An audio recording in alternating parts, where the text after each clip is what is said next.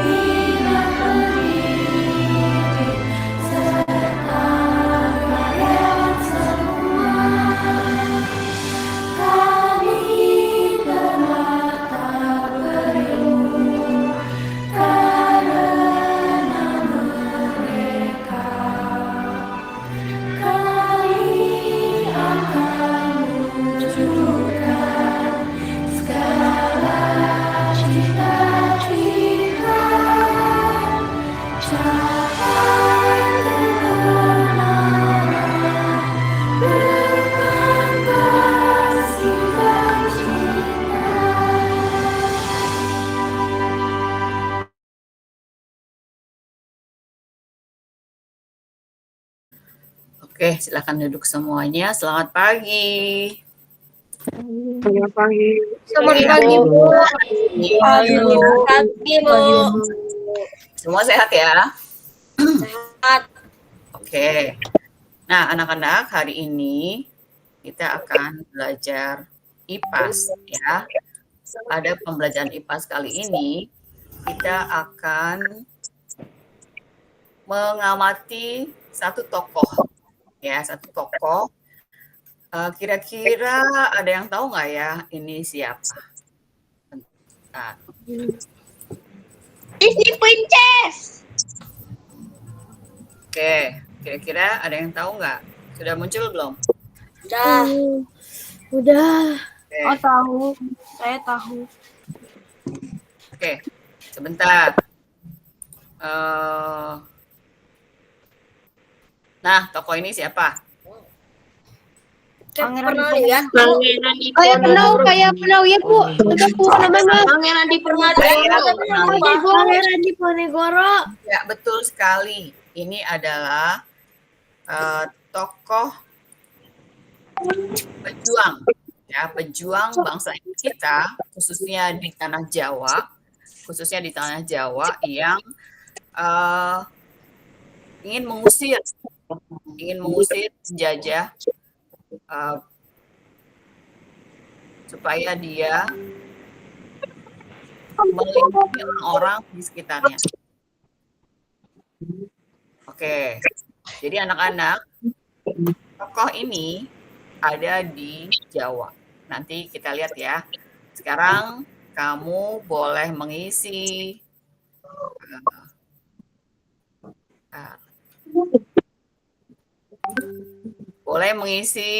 ini, link ini ya. Kamu akan saya kirimkan link ini. Lalu kamu isi. Saya taruh di chat.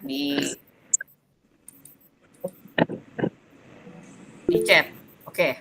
Silakan klik chat, lalu menurut kamu itu pertanyaannya adalah ini. Pertanyaannya adalah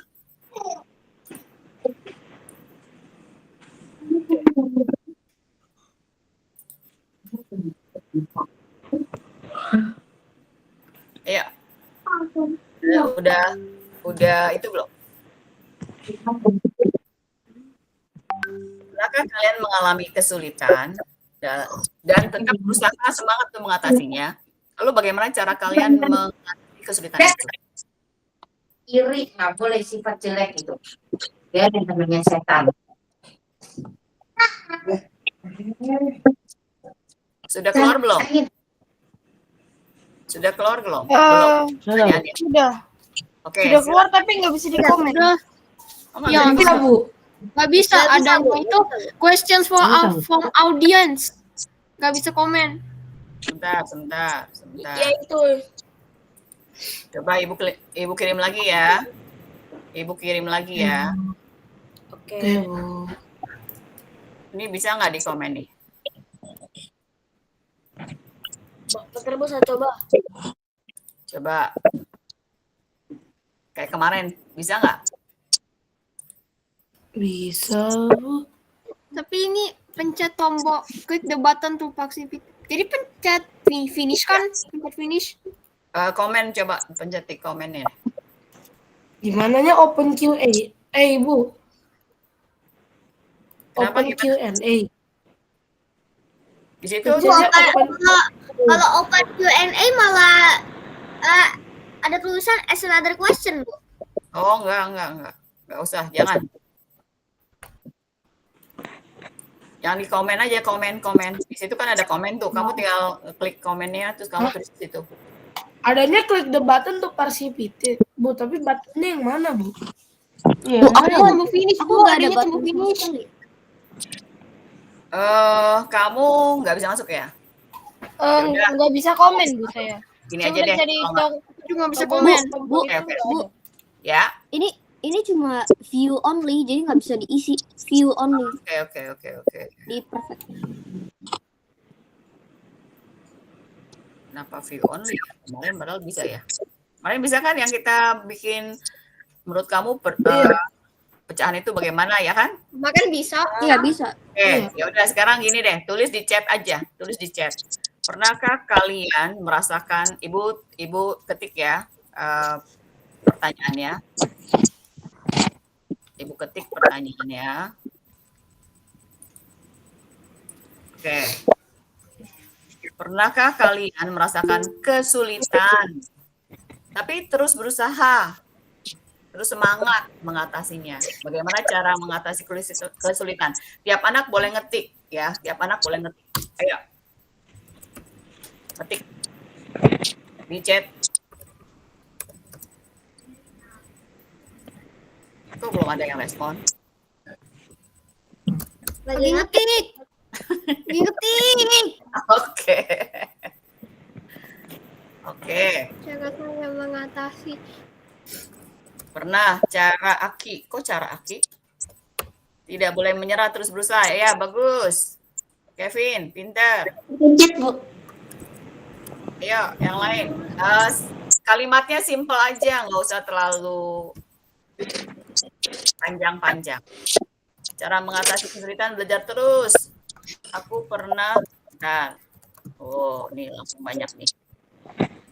Tidak menyerah. Oke, pintar. Kevin, tidak boleh menyerah, terus berusaha. Samara, tidak menyerah. Cara saya mengatasi kesulitan, belajar terus. Ya, bagus. Brilian. Lucius, pernah caranya kerja keras terus. Pinter. Kensi, aku pernah mengalihkan pemikiranku lalu mencari solusi. Bagus. Lalu ada Nadia, saya bakal terus berusaha, tak menyerah. Pinter. Patrick, tetap fokus berusaha. Ya, bagus. Stanley, pernah tetap semangat. Ya, Adrian, pernah dan terus berusaha. Bagus banget, Jaden.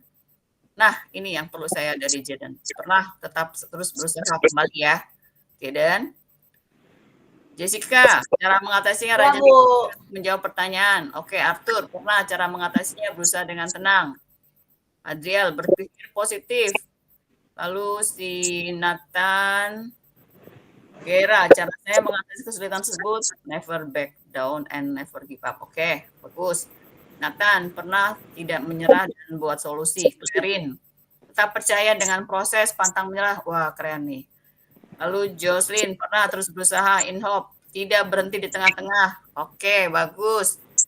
Kalau bisa tidak juga on pada itu ya, terlambat-lambat ya, in hope. Jiwon, caranya belajar dan makan kalau tidak, ya lapar. Maksudnya apa sih? Jiwon. Oscar, pernah tetap berusaha terus dan pantang menyerah. Kenan, tidak.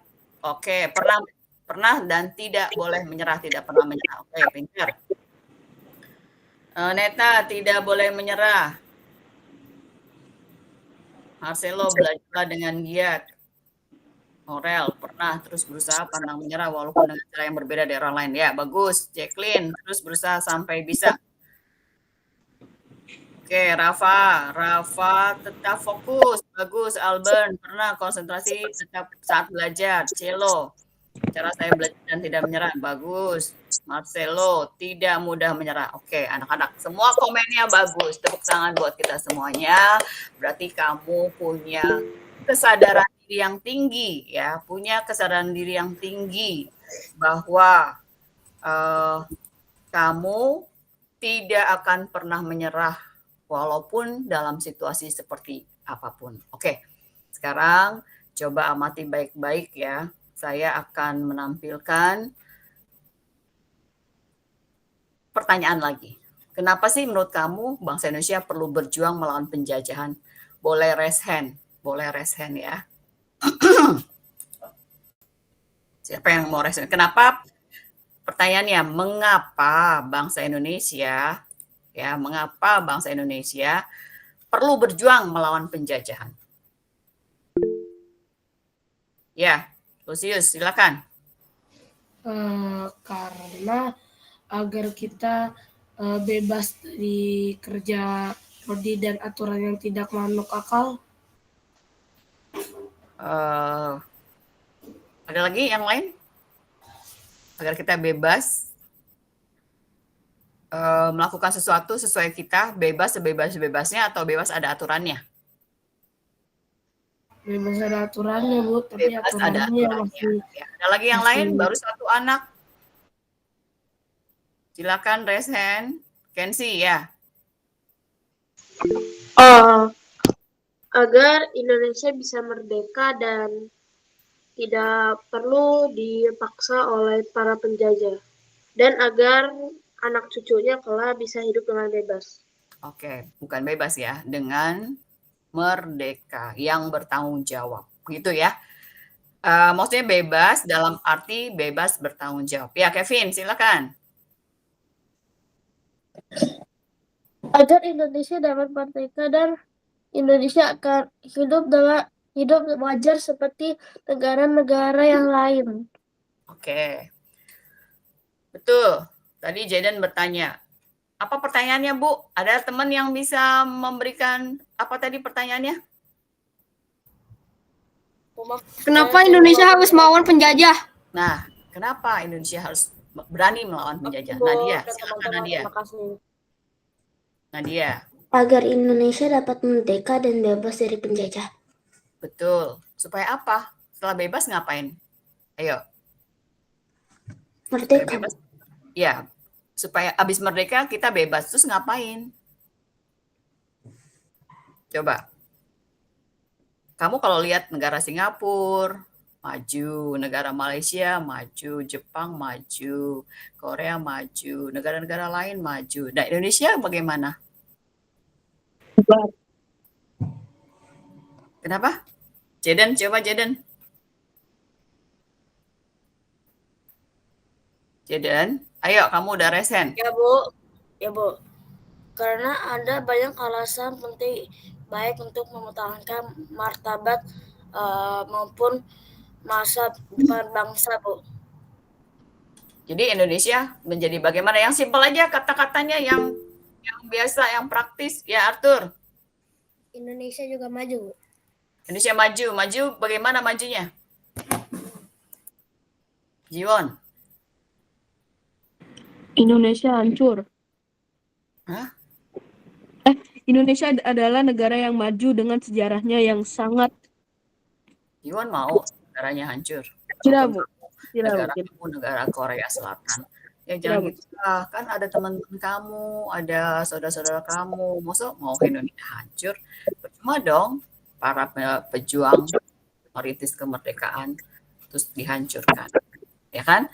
Jadi bagaimana teman-teman semuanya?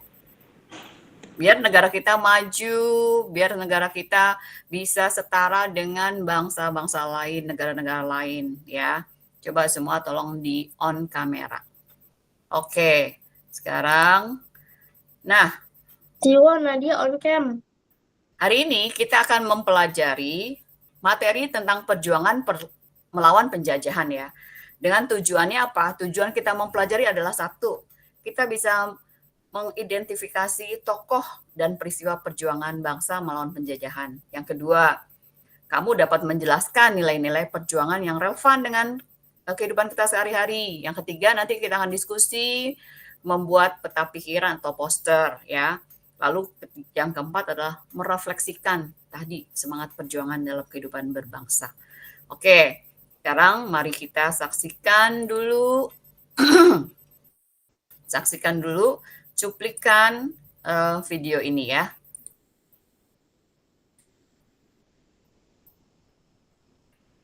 Bentar, saya tampilkan.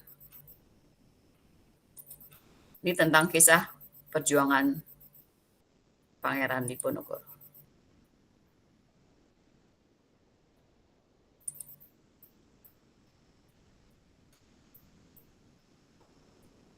Sudah muncul belum? Belum. belum, Bu. Nih internet Ibu nih turun naik nih. Hingga membuat pemerintah kolonial akhirnya bangkrut. Nah, kali ini, Inspek Histori akan membahas salah satu peristiwa penting yang pernah terjadi di Indonesia pada zaman kolonial, yaitu Perang Diponegoro, yang menjadi salah satu perang yang membuat kolonial Belanda sampai dilanda krisis ekonomi pasca perang berakhir. Nah, mendengar nama Diponegoro mungkin sudah tidak asing lagi di telinga kita. Bahkan bagi yang masih sekolah, Mungkin di sekolahnya masih terpampang gambar wajah dari pahlawan-pahlawan nasional, dan salah satunya adalah Pangeran Diponegoro. Lalu, kenapa Pangeran Diponegoro diangkat sebagai pahlawan nasional? Semua karena perlawanannya terhadap penjajah, yang menjadi salah satu perlawanan besar yang dihadapi Belanda selama menjajah Indonesia. Sekilas tentang Pangeran Diponegoro, beliau lahir pada 11 November 1785 di Yogyakarta dengan nama Raden Mas Ontowiryo. Ia adalah putra dari Sri Sultan Hamengkubuwono III. Memasuki abad ke-19, situasi di Surakarta dan Yogyakarta saat itu sedang memprihatinkan. Ini disebabkan karena intervensi Belanda terhadap lingkungan keraton, sehingga menimbulkan perpecahan di dalam lingkungan kerajaan. Dalam buku The Origins of Java War, Peter Carey mengatakan bahwa intervensi yang dilakukan oleh bangsa asing menyebabkan keraton dilanda oleh konflik internal. Meninggalnya pendiri Kesultanan Yogyakarta Hadiningrat, Sultan Hamengkubuwono I, pada 24 Maret 1792, membuka peluang Belanda untuk menancapkan pengaruhnya ke lingkungan kesultanan. Tahun 1811, pengaruh Belanda di dalam keraton semakin menjadi. Bahkan Belanda bisa memaksa Hamengkubuwono II turun tahta. Gelar Sultan lalu diberikan kepada Hamengkubuwono III, ayah dari Pangeran Diponegoro. Intervensi yang dilakukan Belanda ini bahkan sampai membawa pergeseran budaya dan adat di keraton hingga tidak sesuai lagi dengan budaya Jawa. Wah, ngeri banget ya pengaruh kolonial ini. Intervensi yang dilakukan oleh Belanda tidak hanya berefek buruk bagi kaum bangsawan dan ningrat di kerajaan, namun juga berefek terhadap kesejahteraan rakyat yang hanya digunakan sebagai objek pemerasan. Para petani hidup jauh dari kata sejahtera karena diharuskan menjadi tenaga kerja paksa. Tidak sampai di situ, mereka yang sudah hidup kesusahan masih dibebani dengan berbagai macam pajak yang juga menyiksa. Pangeran Diponegoro yang melihat rakyat semakin kesusahan di bawah kuasa Belanda menjadi prihatin dan tidak ingin tinggal diam. Tapi sebenarnya Pangeran Diponegoro tidak ingin ikut campur dalam urusan keraton, mengingat ibunya yang bukan seorang permaisuri. Saat itu, Hamengkubuwono III berniat untuk mengangkat Pangeran Diponegoro sebagai putra mahkota. Namun keinginannya ditolak halus oleh Pangeran Diponegoro karena ia merasa tidak pantas untuk menduduki tahta dan tidak menyukai kehidupan di istana. Pada 1814, Hamengkubuwono III wafat dan posisinya digantikan oleh Raden Mas Ibnu Jarot atau Hamengkubuwono IV. Tapi yang jadi masalah, usia Hamengkubuwono IV saat itu masih menginjak usia 10 tahun. Bayangin aja, anak kecil itu, bocil, disuruh menjadi pemimpin pemerintahan. Pasti belum siap lah, gak usah jauh-jauh. Kondisi yang sama juga pernah terjadi pada dinasti terakhir yang berkuasa di China.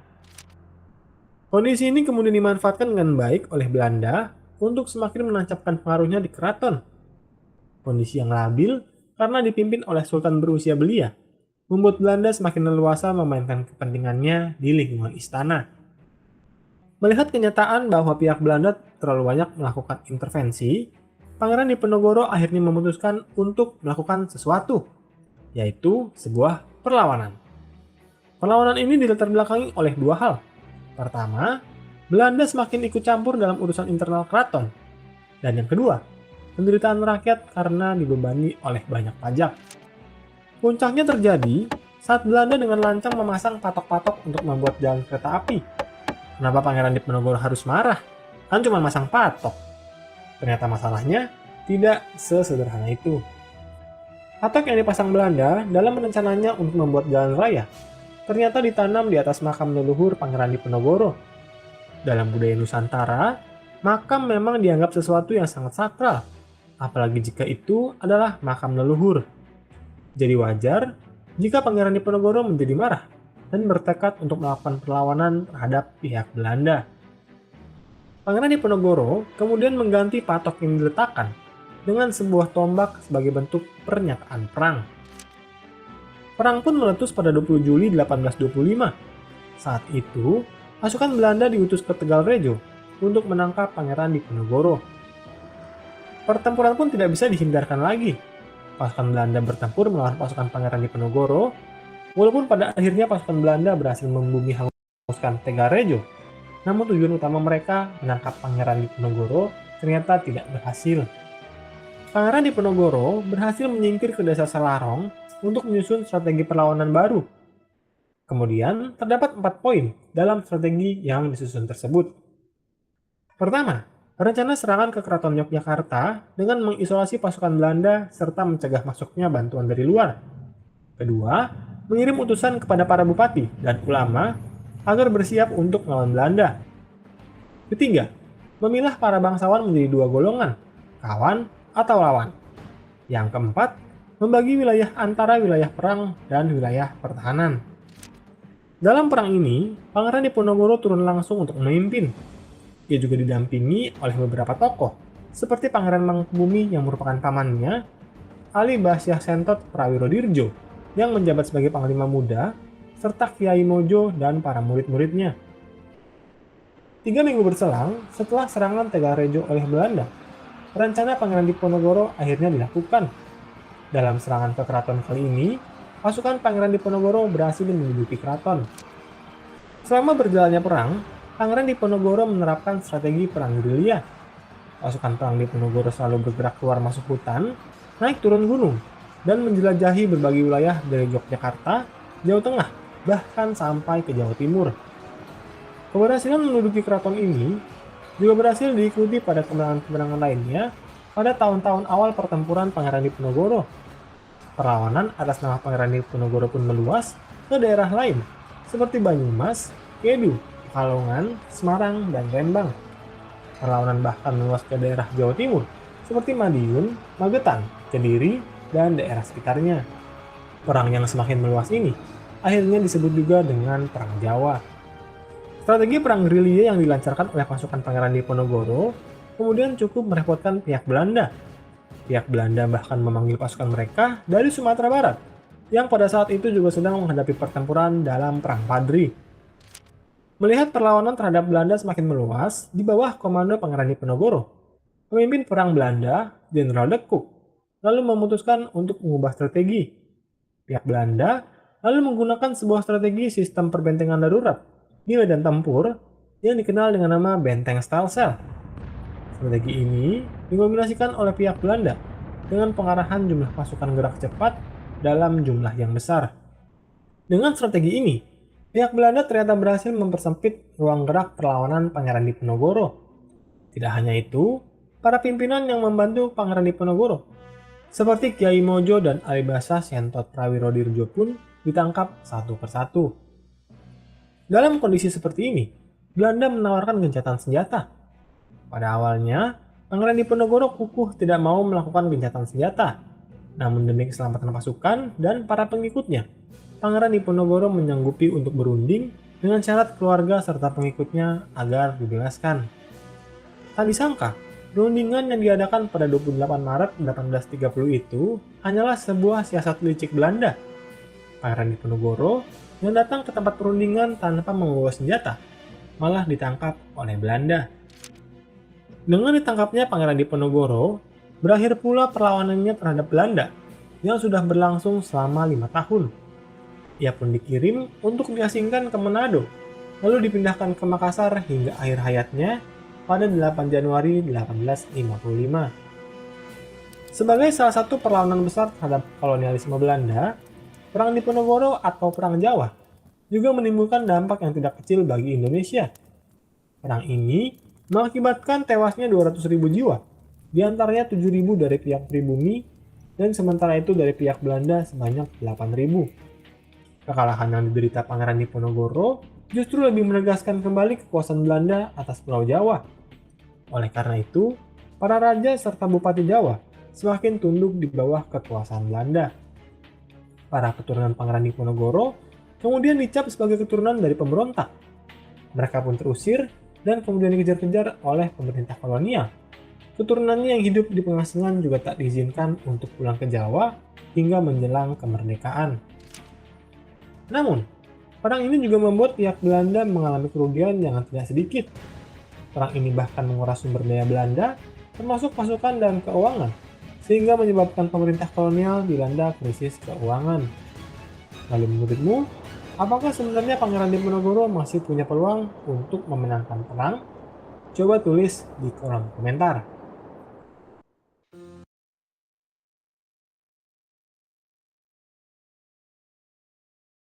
Baik, tadi setelah kalian menyaksikan film tentang Pangeran Diponegoro dan perjuangannya, menurut kalian perang itu dampaknya apa buat kita? Besar dampaknya. Besar. Dampaknya itu korban Besar banget.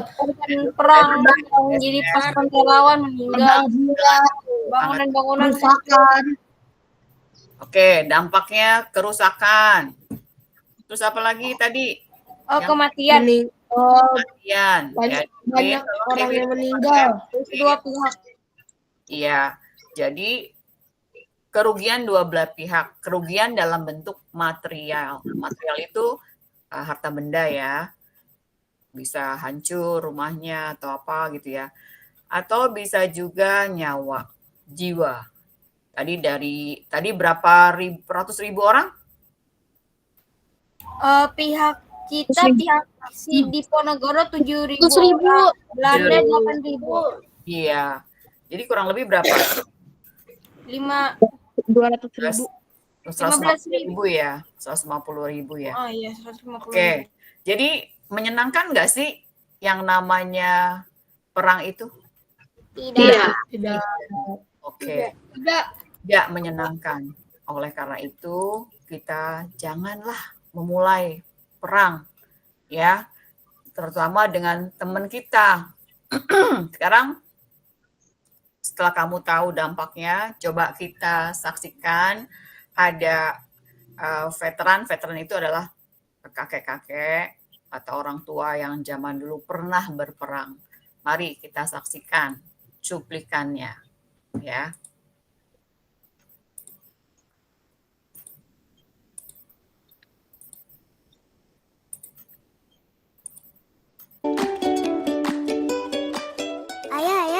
Ayah pernah jadi tentara ya? Kok Diva nggak tahu? Hah? Tentara? Kata siapa, Diva? Ini loh, Diva tadi ketemu foto ini di kamar kakek. Ini ayah kan yang pakai seragam tentara ini? Ya ampun, ini sih bukan ayah. Ini kakek, Va. Oh, ini kakek ya? Soalnya mirip banget mukanya. Iya, kakek waktu muda memang mirip dengan ayah. Jadi kakek waktu muda pernah jadi tentara ya? Iya, kakek waktu muda itu adalah seorang pejuang yang melawan penjajah dan berjuang untuk kemerdekaan negara kita. Wah, gimana ceritanya ya? Nah, ini kebetulan ada kakek. Coba kamu tanya sendiri sama kakek. Ayo, mau tanya apa sama kakek? Kakek, ini aku nemuin foto kakek waktu muda dulu. Betul kan ini kakek? Ah iya, ini kakek semasa perjuangan dulu. Ini kakek pakai seragam tentara ya?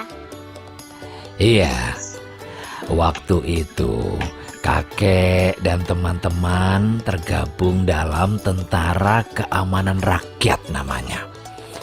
Kami berjuang mempertahankan kemerdekaan Indonesia yang baru saja diproklamirkan saat itu. Wah, kakek hebat. Tapi memangnya kakek nggak takut ya berperang? Kan serem, kek.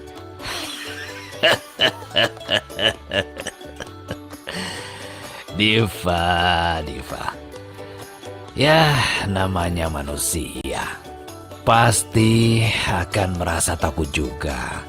Tapi waktu itu kakek dan teman-teman semua merasa bahwa kami berjuang agar anak cucu kami kelak bisa menikmati kemerdekaan. Oh gitu, kek. Iya, Diva. Selain itu Kakek juga yakin kalau niat yang baik itu pasti diridhoi dan dilindungi oleh Tuhan Yang Maha Esa. Hal itulah yang menumbuhkan keberanian pada diri kakek. Nah, itu hal-hal yang perlu kamu teladani, Diva. Selain cinta tanah air dan rela berjuang demi sesama, juga percaya dan takwa kepada Tuhan Yang Maha Esa. Betul juga ya. Wah, aku bangga deh sama kakek. Aku ingin jadi seperti kakek. Ya, kamu juga bisa kok berjuang dengan cara lain. Salah satunya dengan belajar yang rajin supaya nanti bisa menggunakan ilmu kamu untuk kemajuan bangsa. Iya, betul itu, Diva. Oke deh kalau begitu. Siap. Diva akan rajin belajar supaya nanti bisa berguna buat bangsa. Merdeka!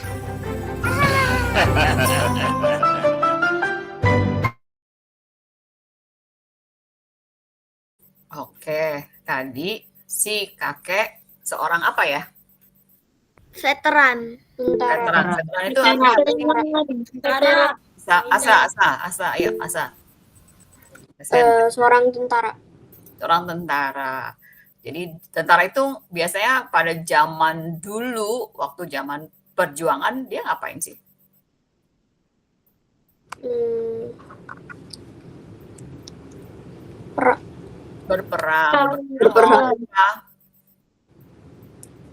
Berperang melawan penjajah bangsa lain yang menjajah negara kita ya.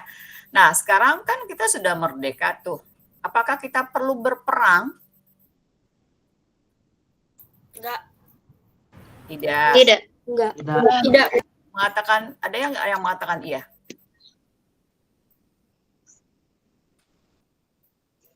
Siapa yang punya pendapat lain? Tadi kan banyak yang mengatakan tidak. Ada nggak yang mengatakan, iya Bu, saat ini kita juga harus berperang? Ada nggak? Nggak ada ya?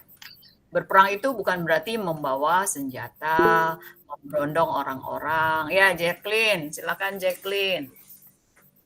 Enggak, Bu, kepencet. Oh, kepencet. Jacqueline, dinyalakan kameranya ya. Oke, jadi ya, Adrian. Silakan. Aku ingin nanya. Nanya apa?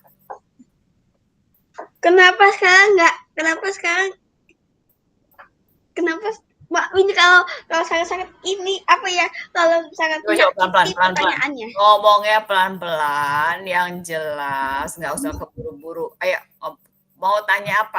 Maaf Bu, kenapa sekarang tidak ada tentara kalau ada koruptor kan kelakuannya sama kayak Belanda. Kenapa tidak ada tentara ada nggak sih anak-anak sebenarnya sekarang? Ada. Cuman ya. Tugas tentara adalah mengamankan negara kita. Ya, tentara kita itu TNI ya, namanya Tentara Nasional Indonesia. Itu ada angkatan darat, berarti dia melindungi semua tanah air ya, daratan yang ada di Indonesia dari Sabang sampai Merauke itu dilindungi oleh angkatan darat. Ada angkatan udara, melindungi kawasan udara. Jangan sampai ada pesawat-pesawat lain yang melintas lalu membawa petaka buat kita, amit-amit ya. Itu menjaga. Lalu ada angkatan laut juga menjaga laut Indonesia dari para penyusup yang datang ke Indonesia. Begitu. Nah, tugasnya itu, Adrian, kalau tugas memberantas koruptor itu bukan tugasnya tentara. Ya, tadi pertanyaan Ibu Yuli adalah apakah di zaman sekarang ini kita masih berperang? Masih. Tapi di negara lain. Berperangnya bagaimana? Tadi yang mengatakan masih siapa? Aku. Itu siapa? Ya, Nathan. Kenapa Nathan? Berperang belajar. Berperang belajar? Maksudnya apa belajar gitu? Berperang terhadap kemalasan, ya kan? Berperang terhadap kebodohan. Jadi orang-orang Indonesia dulu pada saat selesai merdeka itu banyak sekali yang buta huruf, yang tidak bisa baca tulis. Maka waktu itu Indonesia berperang melawan kebodohan, bukan melawan negara lain lagi, melawan kebodohan. Nah, kebodohan itu harus diperang dengan cara bagaimana? Belajar. Belajar. Nenek-nenek, kakek-kakek waktu itu belajar membaca. Ini mama, ini papa, ya, belajar membaca. Akhirnya mereka semuanya bisa membaca, juga berhitung. Kenapa sih kita harus belajar membaca, berhitung, berperang melawan kebodohan? Kenapa? Biar ikhlas. Ya, Stanley. Karena dulu. Karena ini Bu, apa namanya? Kalau semisal generasi yang kakek-kakek, nenek-nenek itu buta huruf, nggak bisa ngitung. Nah, itu kemungkinan di masa depan kita nggak bakal jadi negara semaju kayak sekarang. Betul. Jadi tugas kita kenapa harus memberantas kebodohan itu supaya kita lebih, apa tadi Stanley? Maju. Maju. Ya, Jessica.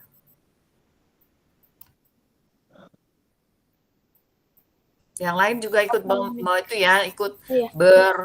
Maaf tadi aku lupa tekan mic. Lupa di apa Jessica? Agar Indonesia tidak dijajah oleh negara lain. Iya, agar tidak dijajah lagi, terutama dijajah dalam hal ekonomi ya. Jadi kita harus bangkit berjuang untuk diri sendiri. Ya, Kevin. Agar dapat meraih prestasi. Iya, betul. Meraih prestasi di segala bidang kalau bisa ya. Kau perhatikan deh. Di negara Cina, perhatikan deh. Majunya pesat sekali. Jepang, pesat sekali. Korea, pesat sekali. Mereka tidak kalah dengan negara-negara di Eropa, negara-negara di Amerika. Nah, kita juga kalau bisa seperti itu ya. Oke, sekarang saya tampilkan tadi cerita dari si Pangeran Diponegoro ya. Baru nanti ada pertanyaan buat diskusi kita semuanya. Oke. Kelihatan nggak? Coba paragraf pertama dibaca oleh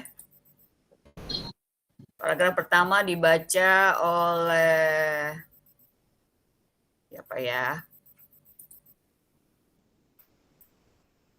Oleh ini, yang tadi diam aja dari tadi, Adrian, baca. Perang Jawa. Perjuangan Pangeran Diponegoro memasuki abad ke-19. Keadaan di Jawa, khususnya di Surakarta dan Yogyakarta semakin memprihatinkan. Intervensi pemerintah Belanda melahirkan konflik baru di lingkungan kerajaan. Mereka berani memunculkan budaya Barat yang tidak sesuai dengan budaya Nusantara, seperti minum minuman keras. Belanda juga membuat kebijakan baru dengan menaikkan pajak serta berani memasang patok-patok pembuatan jalan di atas tanah leluhur Kesultanan Yogyakarta. Hal tersebut menyebabkan Pangeran Diponegoro sangat marah dan menyatakan perang dibantu pasukan kerajaan. Oke, jadi waktu itu keadaan di Jawa itu aman, tentram, damai. Tiba-tiba datanglah Belanda, datang ke Indonesia. Nah, salah satunya ke Jawa. Ya, di abad ke-19. Ini di Belanda itu sudah datang ke Indonesia itu abad ke-16 ya, abad ke-16. Jadi udah 3 abad dia di Indonesia. Lalu dia mulai memasuki Jawa dan akhirnya timbullah konflik antara Surakarta dengan Yogyakarta. Jadi tadinya mereka bersatu, tiba-tiba diadu domba oleh Belanda, akhirnya mereka terpisah. Kalau kamu tahu sekarang, Yogyakarta itu punya kesultanan sendiri, dan Surakarta yang di Solo itu punya kesultanan sendiri. Tadinya mereka bersatu ya. Nah, itu intervensi itu ikut campur. Belanda akhirnya melahirkan konflik kan. Selain intervensi, juga mereka memunculkan budaya barat, yaitu minum-minuman keras. Kalau minuman keras bukan minuman batu, bukan ya, tapi minuman keras itu misalnya minum bir, minum alkohol, yang bisa apa? Membuat orang Mabok. Kalau mabuk itu orang kadang-kadang nggak sadar diri ya, bisa melakukan. Nah, selain itu, jadi diperkenalkan tuh orang-orang untuk minum minuman keras. Walaupun Indonesia juga punya minuman-minuman seperti itu ya, di daerah-daerah seperti tuak itu juga memabukkan juga, tapi ini minuman yang berbeda. Nah, selain itu Belanda juga membuat kebijakan baru, menaikkan pajak. Waduh. Lalu memasang patok-patok pembuatan jalan. Buat jalan di atas tanah leluhurnya, terutama di makam ya, di makam leluhur Diponegoro. Akhirnya membuat Diponegoro marah dan menyatakan perang. Oke, sekarang itu paragraf kedua, silakan baca Adriel. Saat perang, Pangeran Diponegoro menerapkan taktik gerilya dengan cara menyerang secara tiba-tiba dan memutus jalur pengiriman makanan bagi pasukan Belanda. Hal ini membuat Belanda mengalami banyak kekalahan saat menghadapi pasukan Pangeran Diponegoro.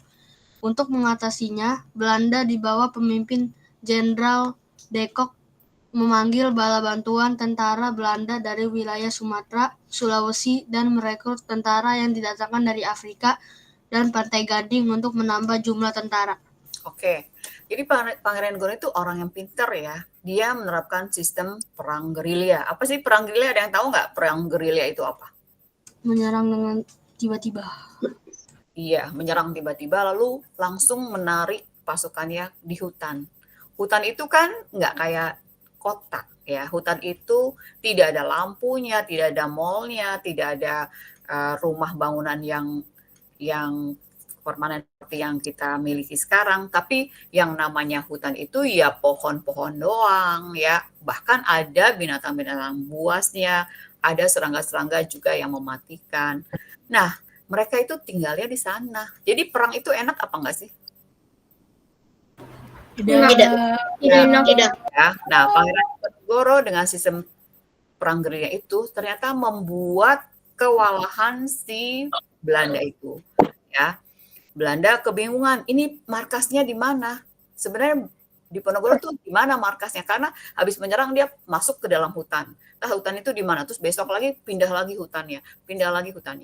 Bahkan dia memutuskan jalur pengiriman makanan bagi pasukan Belanda. Nah, inilah mengalami kekalahan melawan Diponegoro ya. Akhirnya si pimpinan Belanda itu yang namanya Jenderal de Kock, dia meminta bantuan dari tentara Belanda di wilayah Sumatera, Sulawesi, bahkan merekrut dari Afrika dan Pantai Gading. Ini ada di benua Afrika nih ya, Afrika dan Pantai Gading itu ada di benua Afrika untuk menambah jumlah tentaranya. Jadi Belanda kewalahan sekali dengan sistem perang gerilya. Oke, sekarang yang berikutnya, Rafael, silakan baca. Izin kita lihat ya, Bu. Ya.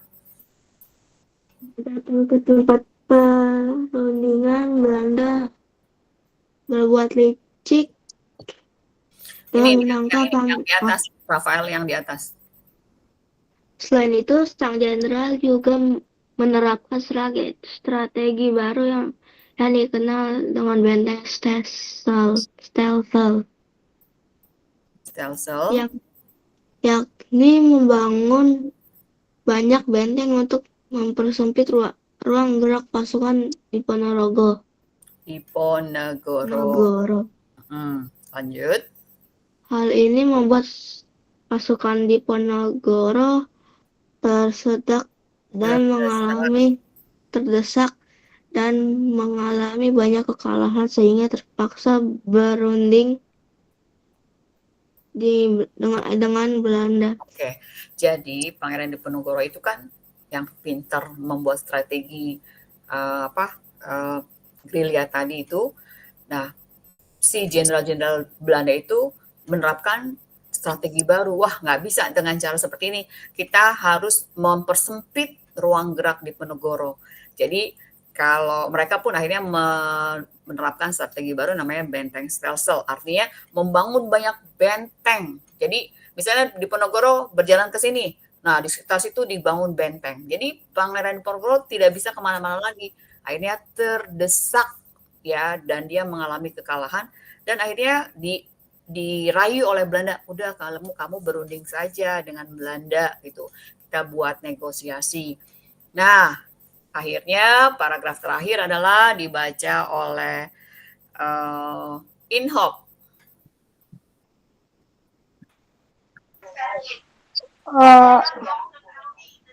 Saat datang di tempat perundingan, Belanda berbuat licik dengan menangkap Pangeran Diponegoro dan mengasingkannya ke Makassar, Sulawesi Selatan sampai beliau meninggal di pengasingan pada tahun 1855. Pangeran Diponegoro atau dikenal dengan Perang Diponegoro atau dikenal dengan Perang Jawa dimasukkan ke dalam Deseret War oleh orang Eropa karena berhasil membuat Belanda sampai mengerahkan 50.000 tentara. Belanda mengalami banyak kerugian sehingga memunculkan ide Kulturstelsel untuk mengganti kerugian dari perang ini. Oke, jadi perang Jawa ini, perang Diponegoro ini karena memakan korban dan memakan biaya yang besar, maka termasuk dalam the Great War ya oleh orang Eropa. Karena apa? Hampir 50.000 tentara Belanda ya dikerahkan dan akhirnya mereka nyaris bangkrut. Bangkrut itu artinya uang-uangnya habis buat membiayai perang Jawa. Dan akhirnya nanti timbullah sistem penjajahan baru lagi namanya Kulturstelsel yang mewajibkan menanam tanaman, jadi tanam paksa nanti. Jadi sebelum kerja paksa ada tanam paksa untuk menggantikan perang ini. Nah, anak-anak, jadi Diponegoro itu saat berunding, Belanda itu menangkap. Ya, jadi dia datang bukan untuk diajak bicara, tapi malah menangkap dan mengasingkannya. Pertama kali dia dikirim ke Manado. Manado itu ada di Sulawesi bagian utara bersama keluarganya tentu ya dan teman-temannya. Nah, dikirim ke Manado. Setelah itu supaya apa sih dijauhkan dari Jawa? Supaya tidak ada komunikasi dengan anak buahnya. Kalau zaman dulu kan tidak ada WA, tidak ada internet, jadi benar-benar diputus, adanya hanya surat. Nah, surat itu kan juga tidak cepat datangnya ya. Akhirnya dia dipindahkan, bukan dipindahkan ya, tapi diasingkan, artinya tidak boleh ketemu dengan teman-temannya, itu ke Manado. Lalu dipindahkan lagi ke Makassar, sampai dia wafat di Makassar. Dan akhirnya dia pun meninggal dunia bukan di tanah kelahirannya, tapi di tanah orang lain ya, di Sulawesi. Pada tahun 1855, perangnya itu 1825, jadi 30 tahun kemudian dia meninggal. Oke, pertanyaannya adalah, silakan lihat di chat. Apa yang dilakukan oleh tokoh dalam video tadi, ya kakek-kakek itu ya, ataupun si tokoh yang tadi kamu tonton, Pangeran Diponegoro. Apa yang dilakukan ya? Lalu nilai apa yang dapat kita teladani dari perjuangan mereka? Kita jawabnya di chat, Bu. Yang mau, ya boleh jawab di chat boleh. Apa yang dilakukan tokoh? Apa yang dilakukan tokoh? Video yang tadi kan, Bu? Ya, video yang tadi si kakek-kakek dan Pangeran Diponegoro ya. Kan sama-sama ngapain mereka? Salah. Sama-sama ngapain? Sama-sama. Nah, kamu tulis apa yang dilakukannya tadi.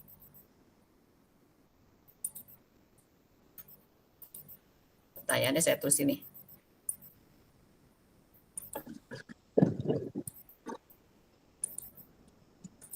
Ya, kebaca nggak? Kebaca. Apa yang dilakukan tokoh pada video tadi? Video itu bisa ada dua ya. Satu Diponegoro dan satu si kakek-kakek itu ya. Nilai apa yang dapat kita teladani dari perjuangan mereka? Silakan tulis di chat. Oke, saya sudah tulis. Kevin, belum selesai udah di itu. Itu Bu tadi typo. Ya, kalau diklik dia akan kekirim. Tadi aku juga Melawan penjajahan, rajin, rela berkorban, Stanley. Ya, berjuang demi Indonesia, Arthur, betul. Kevin, memperjuangkan kemerdekaan Indonesia. Clarin, memperjuangkan agar Indonesia dapat merdeka. Oke, Jessica, berjuang agar Indonesia tetap maju. Kinan, melawan para penjajah, kerja keras. Nathan, berperang demi kemerdekaan. Jocelyn, yang dilakukan adalah berjuang agar Indonesia merdeka. Kensi, kakek dan Pangeran Diponegoro tersebut sama-sama mengikuti perang untuk memerdekakan Indonesia. Tapi sang kakek veteran, sayangnya Pangeran Diponegoro harus wafat. Oke, lalu Asia memperjuangkan Indonesia agar merdeka. Nadia menceritakan pengalaman saat masih berjuang untuk kemerdekaan bangsa, berani tidak menyerah. Oke, brilian. Kakek melindungi rakyat, negara. Pangeran Diponegoro melawan penjajah. Bu, saya udah nomor 2. Oke. Jaden, berjuang demi bangsa Indonesia. Lucius, yang dilakukannya adalah mengamankan bangsa Indonesia, negara Indonesia. Nilai yang kita dapat untuk meneladani pantang menyerah dan mau melawan untuk kebebasan, dalam arti tidak ada aturan yang tidak masuk akal. Oke. Berjuang demi masa depan Indonesia untuk kemajuan cucu-cucunya, juga rela berkorban untuk kemerdekaan Indonesia. Jiwon, ya. Arthur, kakek itu melawan penjajah. 2, tidak pantang menyerah dan terus melawan agar Indonesia tetap merdeka. Oke, Arthur, nilainya adalah pantang menyerah. Oke, Clarin, nilai yang kedua jawabannya bertahan dan pantang menyerah. Nathan, yang kedua tidak menyerah meskipun situasi tidak memadai. Kevin, pantang menyerah dan terus berusaha. Bagus. Asia, tidak gampang menyerah. Jiwon, tidak gampang jatuh. Maksudnya menyerah ya. Patrick, melawan para penjajah. Yang pertama, yang kedua, terus maju walau banyak halangan. Bagus. Cello, memperjuangkan negara Indonesia dari penjajah dan kita teladani terus berjuang. Betul. Kensi, perang bukan berarti membawa senjata. Kita bisa berjuang untuk Indonesia dengan kreativitas, kepintaran, membawa nama baik negara. Oke, pintar. Jaden, tidak menyerah, terus maju. Bagus. Kasih tahu ke cucu tentang perang.